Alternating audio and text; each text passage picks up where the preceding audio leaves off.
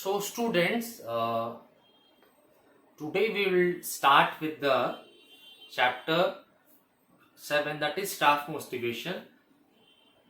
In the earlier classes we have discussed about the chapter 7, staff motivation, the meaning of staff motivations, the characteristics of staff motivation and the difference between staff motivation and morale.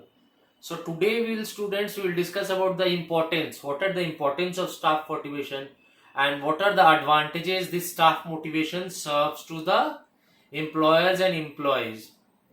So as you know, employers are those persons who provide uh, jobs to the people. Employers or the organization are those sets of people who provide jobs to the people, and employees are those people who are looking for jobs, who are seeking jobs. Means employer are the job providers and the employees are the job seekers. So staff motivation, we have discussed the meaning. Again I'll give a recap. Staff motivation is the motive, it is the urge. So staff motivation is the urge to induce people so as they work in harmony, so as they work in cooperation, coordination, so as to achieve the common goals, common desired organizational goals. So there are certain importance of staff motivation. The first, there are several points which we have written. The first is your higher efficiency. Higher efficiency means the worker or the employee, those who are very much very much potent enough, they have all the required skills, they have the knowledge, they are competent enough. But if the worker is demotivated, if the worker is not motivated at all, so then the worker will not apply all those attributes or all these traits or qualities. If a worker is motivated, then the employee will apply all the traits and qualities such as knowledge, skills. So then it can lead to higher efficiency. So if a person or employee is demotivated, or even if a person is competent enough but is not applying all these qualities to achieve the organizational goal, it will lead to a lower efficiency. So it is the responsibility of the organization, it is the responsibility of employer, it is the responsibility of the manager to motivate the subordinates. How to motivate the employees? Either in the form of non-financial incentives and financial incentives. So financial and non-financial incentives are those things which boost the motivation, of employees. As you know, motivation is the urge or the driving force which pushes or propels the employees to work harder with dedication, loyalty, and to achieve the organizational common goals. So a person may be, an employee may be competent, but if the employee is not willing to work, then it is the responsibility of the employer or the manager to motivate the employees so that they can work harder to put their efforts, put their knowledge, skills, aptitude, so that they can put it together to achieve the efficiency. So I have written here, a worker or a staff may be competent enough, but no work activity cannot take until the individual is, here will be cannot take, no activity can take place, means no activity can take place until the individual is willing to perform. So if a person is competent or employee is competent but the person is not willing to work, so the work will not be done. So how to motivate the subordinates, how to motivate the employees? It is the duty of the manager to assess and evaluate the working behavior. So each individual, their behavior, their characteristics differs, because each individual varies in the terms of the knowledge, in the terms of their working, in the terms of their thinking. So the manager have the responsibility to assess and analyze and evaluate. Either they can be motivated through financial incentives or non-financial incentives. So this is known as achieving higher efficiency. Higher efficiency means to make the good use of the resources, because these human employees also a resource.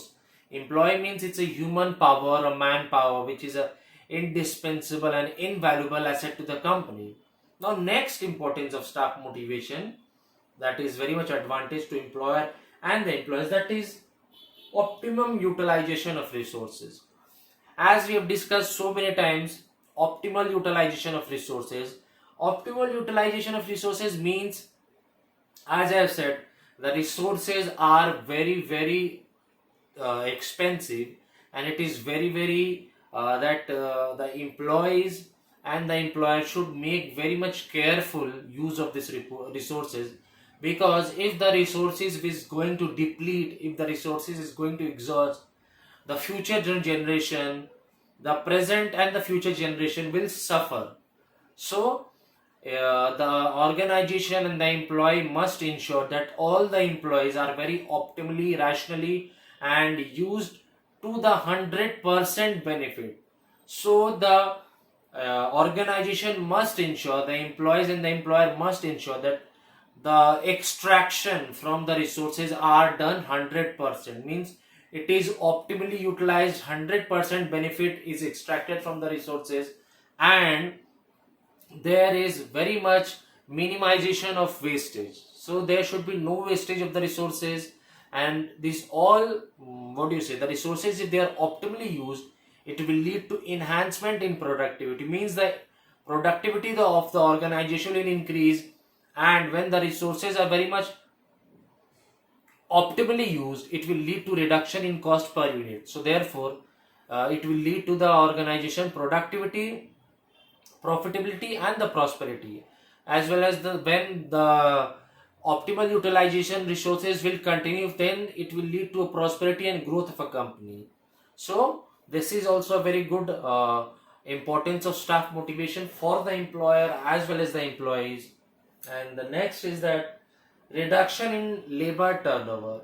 So reduction in labor turnover conveys the meaning that when an employee is fully dedicated, when an employee is fully charged up, when an employee is fully motivated through the organization in the form of financial and non-financial incentives. So this when the employee is fully motivated, fully charged up, so they will be very much attached to the organization. They will work with their full effort, full hard work. They will have that full attachment, and they will work with full sincerity and dedicatedly, and therefore the employees will develop a sense of belongingness and loyalty towards the organization. Therefore there will be a reduction in labor turnover, means that the laborers will not quit the organization, the laborers will not leave the organization. So this is means of reduction in labor turnover. When an employee is very much motivated by the employer or the organization, and the managers know how to motivate their subordinates, either it can be form of financial incentives or non-financial incentives. So financial incentives, it comprises of monetary things, or the pecuniary incentives, which consist of the money, increase in pay, bonus, perks, allowances. And non-financial, it cannot be measured in the terms of money. It comprises of your what do you say, appreciation in your work performance, recognition, praise from your peers, colleagues, employers. So these are, and the employer or the manager has to judge how to motivate the subordinates, either in the form of financial or non-financial or both. And when the employee is fully charged up, motivated, then they develop a very much sense of belongingness and loyalty towards the organization. They give their 100% attendance.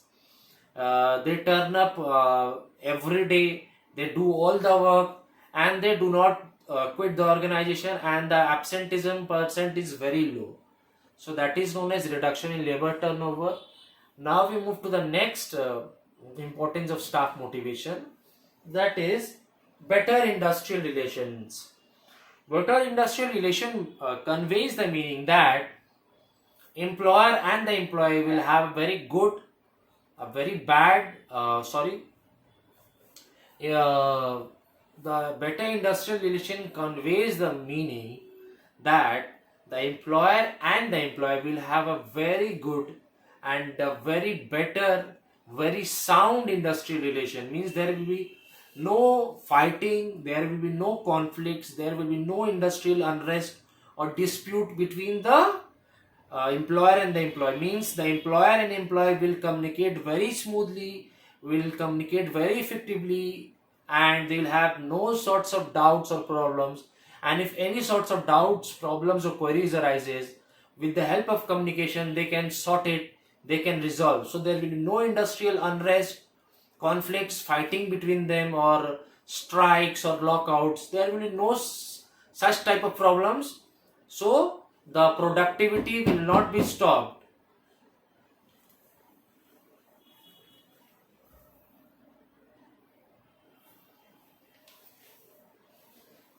So students, as we are talking about the better industrial relationship, so in order to have a better industrial relationship, there should be a very good communication between the employer and the employee, so that there should be no industrial unrest, there should be no strikes, lockouts, conflicts, fighting, or any dispute. And in order to resolve all these things, there should be a very good communication.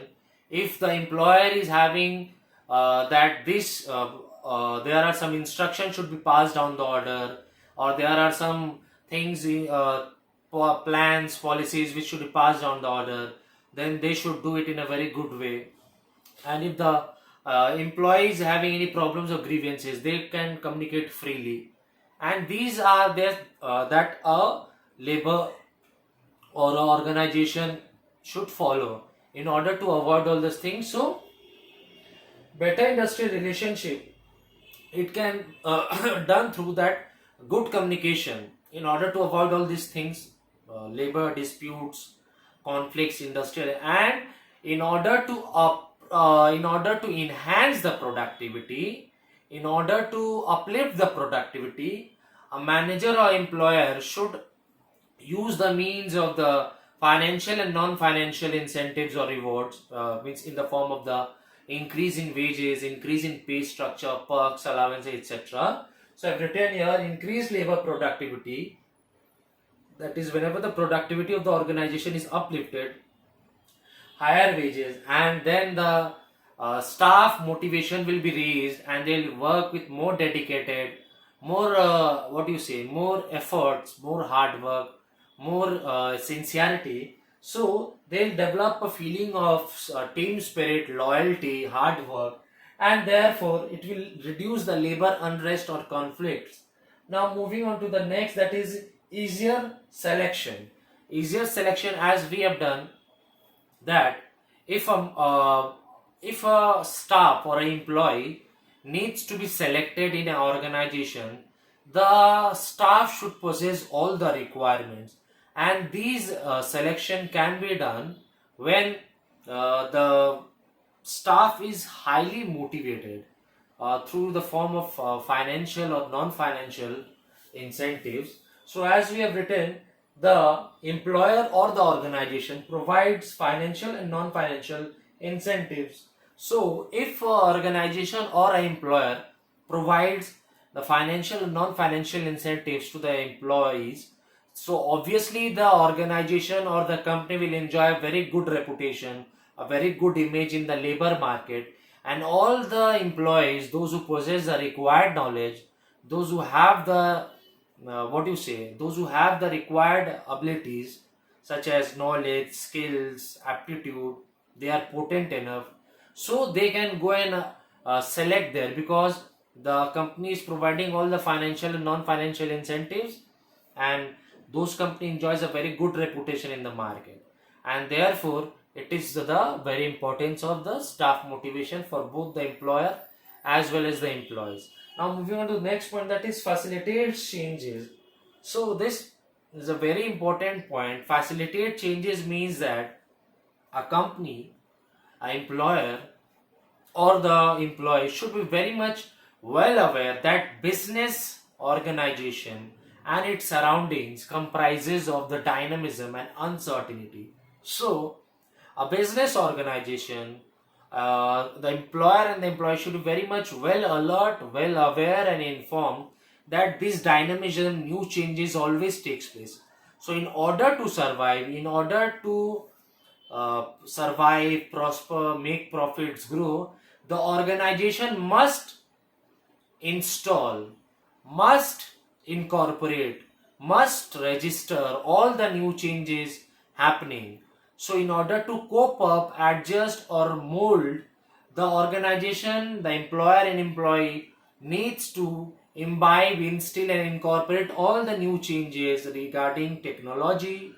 Means those old traditional technology will become obsolete. The employer has to incorporate new technology, new sophisticated machines, new technical know-how, so as they can to improve the productivity and run the organization. So it is very much a very good point that they have to incorporate and facilitate new changes in order to prosper, enhance productivity and survive. Now next point is improved employee satisfaction. So when employees feel that the job is very meaningful, the job is challenging, the job is satisfying, the job is providing the knowledge, the job is not having all the boredom or boring feeling or monotonous, then the employee will have the improved satisfaction and they'll work with all the zeal, enthusiasm, passion. And when the employee feel that they have a role to play in the job, their pay structure is very reasonable, so obviously the satisfaction will be high. Now moving on to the next point, that is more innovative and creative. As we know, the employee need not be of that they will always have a traditional, conservative and orthodox knowledge. They have to always constantly upgrade. They have to constantly upgrade their knowledge, upgrade their working style, upgrade with the new knowledge, new technical, sophisticated machine, working culture, everything. So the employees and the organization has to be more innovative in nature. Means they have to come up with new ideas, devise and foster new thinking, new creativity, so that they can provide a very be a very good source of valuable workforce in the industry, and they can uplift the productivity of the organization and they can attain those organizational goals. Because if the employees or the employers remains conservative, remains orthodox, so they will be thrown out of the market because their product and services will become uneconomical. Their market will lose their marketability share, so they will be thrown out of the market. So in order to survive in this cutthroat competition, is in this modern era competition, the employees and the owners organization has always to come up with new ideas, come up with new solutions, new methods. So they have to have that thinking that they have to provide something new which is very much required at the time, producing those goods and services which are required, which are in demand. So they have to always continuously think, monitor and scan the environment. So more innovative and creative not only produces the goods and services and helps to reach the organizational goal, but offering even better improvement and to drive to enhance this. So they have to be that they have to always on their toes, well alert, well informed, devise and foster new ideas, technique and skill to produce new goods and services which are required, so as to continuously offer the required goods and services so they can attain the organizational goals. That is known as creativity innovations, means those who discover something new. Now moving on to the next importance or advantage of staff motivation is adaptable and open to change. We have discussed that employees and the organization should be always open to change, because nobody can stick to one constant thing. Nobody can be static and rigid. They should be flexible. Means the organization and the employees should be flexible, should be ready to adapt to the dynamism culture, because in business environment there is all sorts of uncertainty. So one needs to always constantly evolve and transform. So in order to introduce and imbibe new changes, new knowledge, so one employee should be very much open to introduce all this new sophisticated change in technology, change in machine, technical know-how, everything they should be very much open to accept and introduce. Then only they can adapt, they can flourish, they can prosper, survive and grow. Because there is lots of uncertainties, and in order to adjust, cope up and mold, in order to survive and in this cutthroat competition, one employer and employee should be very much open to introduce and imbibe and instill and incorporate all these new changes.